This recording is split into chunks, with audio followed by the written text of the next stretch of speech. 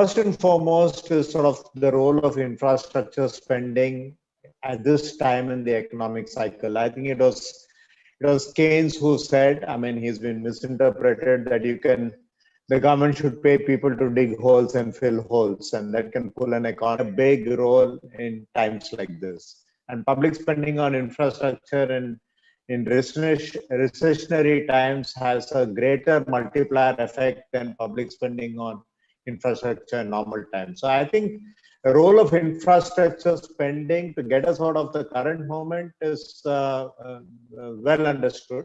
Second is, it's also a burning and a crying need. I think, like Satish said before me, and I think the current direction of where we are going is that, I mean, at a very macro level, physical infrastructure investment, I'm leaving aside social infrastructure investments like hospitals and all, has been at around 5 to 6% of the GDP for the last few years.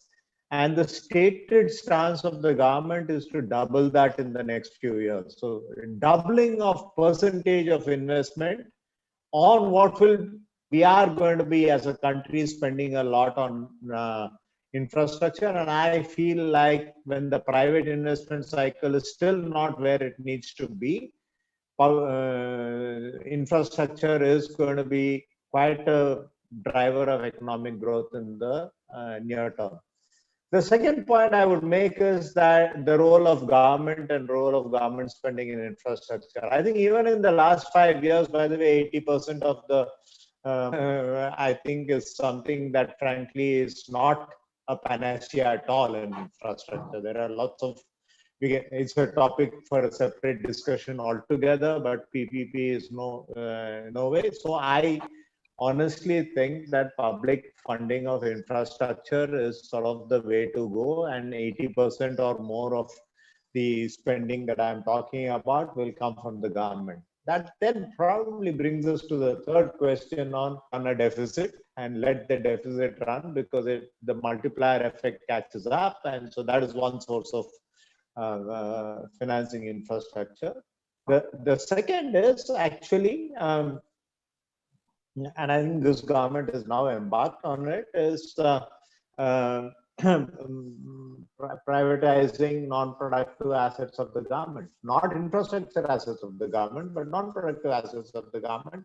And I think we are projects is lots of countries in the world that would be happy to lend money to India, right? And we are seeing that with JICA and the Chennai Metro. We are seeing Japanese aid coming into the high-speed rail corporation. So I think there'll be multilateral money coming. So overall, I'm fairly bullish around what infrastructure can do, not just for the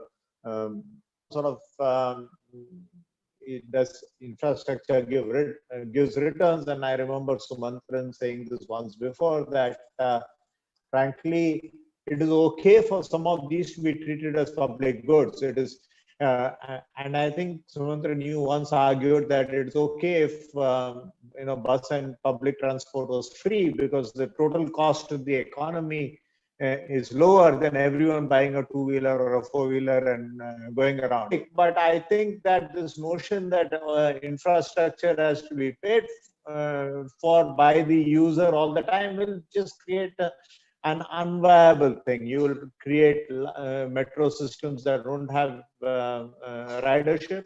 You will create water systems that don't have usage. So frankly, the sense of return, if you take economic return and social return together, is the feel. And I think that this is actually, I think that the decade ahead is India's decade. And we should seize the momentum. And I hope that infrastructure is one of the near-term drivers to get us into that, that 8-10% economic growth cycle, which has been elusive for a while.